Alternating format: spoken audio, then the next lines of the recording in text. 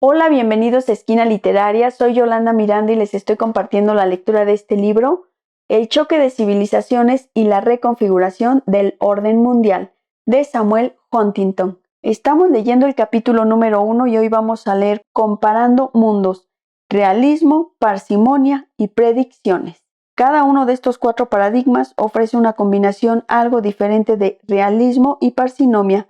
Sin embargo, cada uno tiene sus deficiencias y limitaciones. Cabe pensar que éstas pudieran quedar paliadas por la combinación de paradigmas y la declaración, por ejemplo, de que el mundo está inmerso en procesos simultáneos de fragmentación e integración. Ambas tendencias existen sin duda, y un modelo más complejo se aproximará a la realidad con mayor exactitud que uno más simple. Sin embargo, esto sacrifica la parsinomia en aras del realismo, y si se lleva muy lejos conduce al rechazo de todos los paradigmas o teorías. Además, al abarcar 2 tendencias simultáneas y opuestas, el modelo de la fragmentación-integración es incapaz de explicar en qué circunstancias prevalecerá una tendencia y en qué circunstancias la otra. Lo difícil es elaborar un paradigma que dé razón de los sucesos más cruciales y proporcione una comprensión de las tendencias de manera más satisfactoria que otros paradigmas con un grado similar de abstracción intelectual.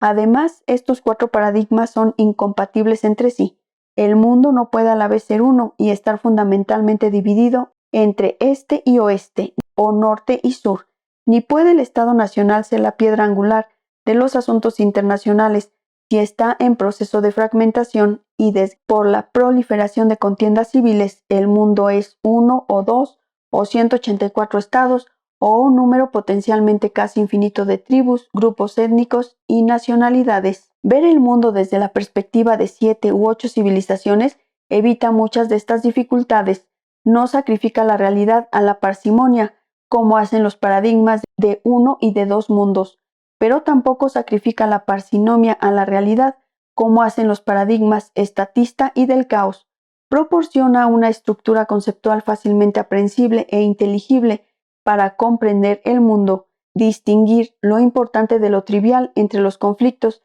cada vez más numerosos, predecir acontecimientos futuros y proporcionar orientaciones a los decisores políticos. Además, añade e incorpora elementos de los demás paradigmas, es más compatible con ellos de lo que estos son entre sí. Una aproximación desde la óptica de las civilizaciones, por ejemplo, sostiene que las fuerzas de integración presentes en el mundo son reales y son precisamente las que están generando fuerzas opuestas de afirmación cultural y conciencia civilizatoria. El mundo es en cierto modo dual, pero la distinción principal es la que se hace entre Occidente, como civilización dominante hasta ahora, y todas las demás, que sin embargo tienen poco en común entre ellas, por no decir nada. El mundo, dicho brevemente, se divide en un mundo occidental y muchos no occidentales.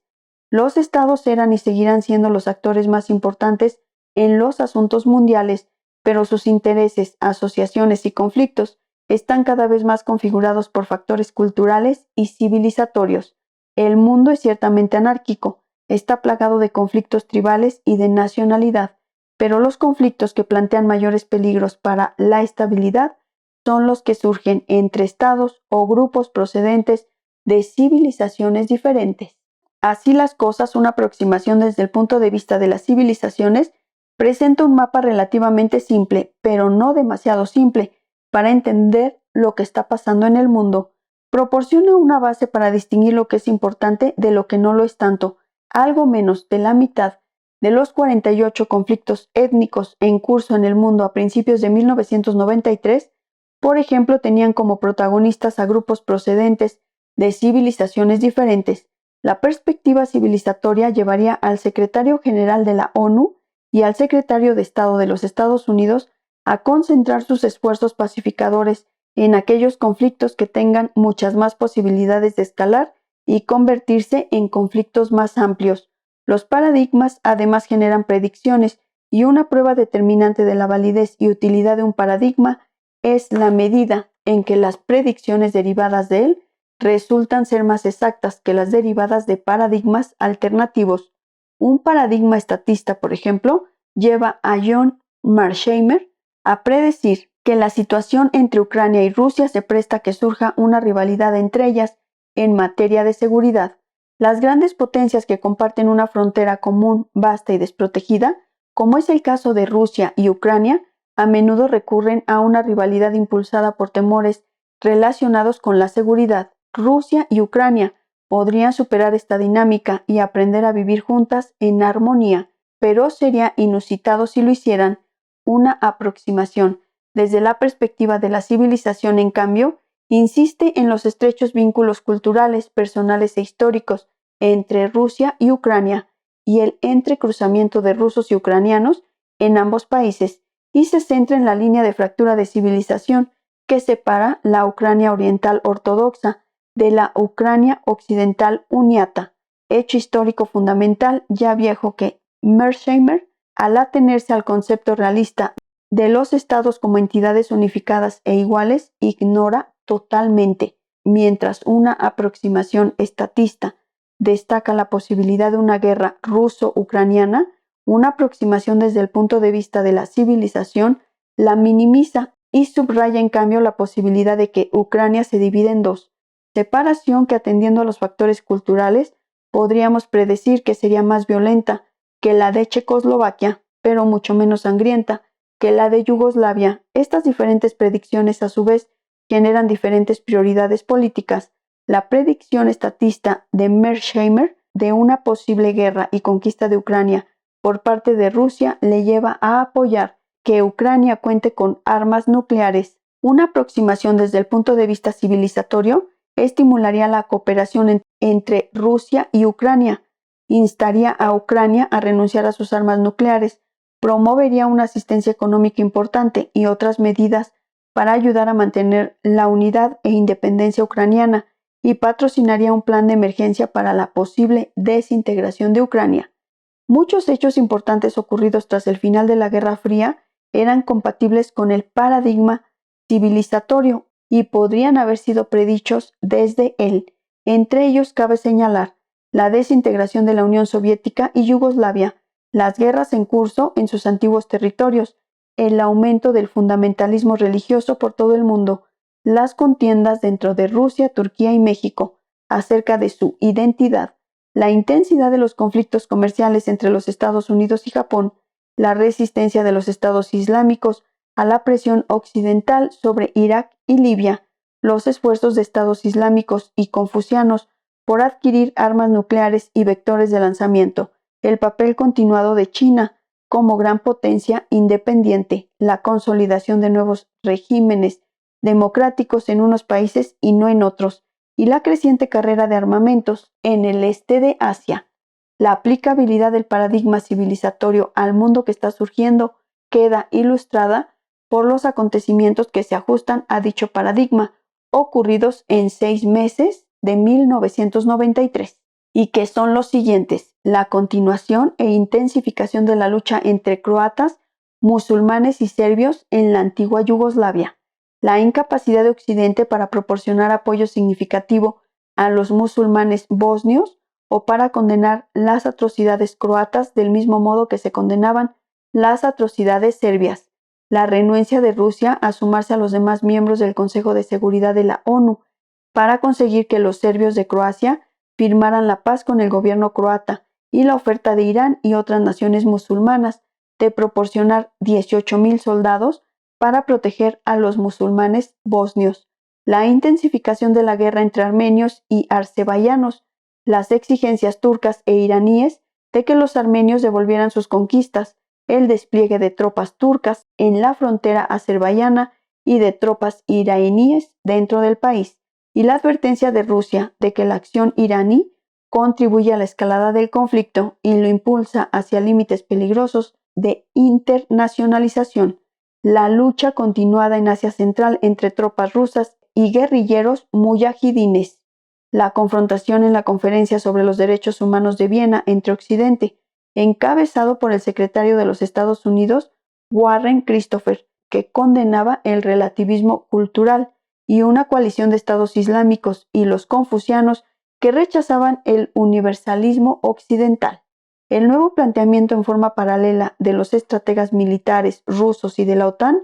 concentrado en la amenaza del sur. La votación, al parecer casi enteramente conforme a criterios de civilización, que otorgó los Juegos Olímpicos del año 2000 a Sydney y no a Pekín, la venta de componentes de misiles de China a Pakistán, la consiguiente imposición de sanciones por parte de los Estados Unidos a China y la confrontación entre China y los Estados Unidos a propósito del supuesto envío de tecnología nuclear a Irán,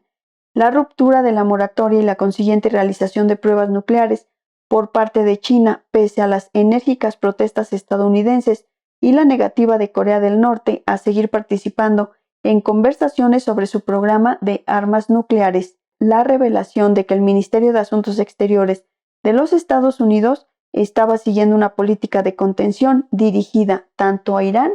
como a Irak, el anuncio por parte del Ministerio de Defensa de los Estados Unidos de una nueva estrategia de preparación para dos importantes conflictos regionales, uno contra Corea del Norte, el otro contra Irán o Irak. El llamamiento hecho por el presidente de Irán en favor de alianzas con China e India para que podamos tener la última palabra en los acontecimientos internacionales. La nueva legislación alemana que restringe radicalmente la admisión de refugiados. El acuerdo entre el presidente ruso Boris Yeltsin y el presidente ucraniano Leonid Kravchuk sobre la flota del Mar Negro y otras cuestiones. El bombardeo de Bagdad por los Estados Unidos. El apoyo prácticamente unánime a esa acción por parte de los gobiernos occidentales y su condena por casi todos los gobiernos musulmanes como otro ejemplo del doble rasero de Occidente. La decisión de los Estados Unidos de incluir a Sudán en la lista de los estados terroristas y de señalar a Sheikh Omar Abdel Rahman y sus seguidores como conspiradores que pretenden concitar una guerra de terrorismo urbano contra los Estados Unidos. Las mejores perspectivas para la admisión de Polonia, Hungría, la República Checa y Eslovaquia en la OTAN. Las elecciones parlamentarias rusas demostrativas de que Rusia era, en efecto, un país desgarrado, cuya población y élites dudaban entre unirse a Occidente o enfrentarse a él. Una lista semejante de sucesos demostraron que la penitencia del paradigma civilizacional podía establecerse para casi cualquier otro periodo de 6 meses de los primeros años de la década de 1990. En los primeros años de la Guerra Fría, el estadista canadiense Lester Pearson anunció de forma clarividente el resurgimiento y la vitalidad de las sociedades no occidentales. Sería absurdo, advertía, imaginar que estas nuevas sociedades políticas que están naciendo en Oriente sean réplicas de aquellas con las que estamos familiarizados en Occidente. El renacimiento de estas antiguas civilizaciones tomará nuevas formas al señalar que durante varios siglos las relaciones internacionales habían sido las relaciones entre los estados de Europa. Afirmaba que los problemas de mayor alcance ya no se plantean entre naciones situadas dentro de una misma civilización, sino entre las civilizaciones mismas. La prolongada bipolaridad de la Guerra Fría retrasó los acontecimientos que Pearson veía venir. El final de la Guerra Fría desencadenó las fuerzas culturales y civilizacionales que él distinguió en la década de 1950 y un amplio abanico de estudiosos y observadores han reconocido y destacado el nuevo papel de estos factores en la política mundial. En lo que atañe a cualquiera que esté interesado en el mundo contemporáneo, ha advertido sagazmente Fernand Braudel, y más aún incluso con respecto a cualquiera que desea actuar dentro de él, compensa saber cómo distinguir en el mapa del mundo las civilizaciones hoy existentes, ser capaz de definir sus fronteras, sus centros y periferias, sus esferas de influencia y el aire que allí se respira, las formas generales y particulares que existen y se asocian dentro de ellas. De otro modo, ¿qué horrores de perspectiva tan garrafales y catastróficos se podrían cometer? Espero que les haya gustado la lectura del día de hoy de este libro, El choque de civilizaciones y la reconfiguración del orden mundial, de Samuel Huntington. Con este tema terminamos el capítulo número 1. Los espero en el próximo video para dar inicio al capítulo número 2. Muchas gracias por escuchar.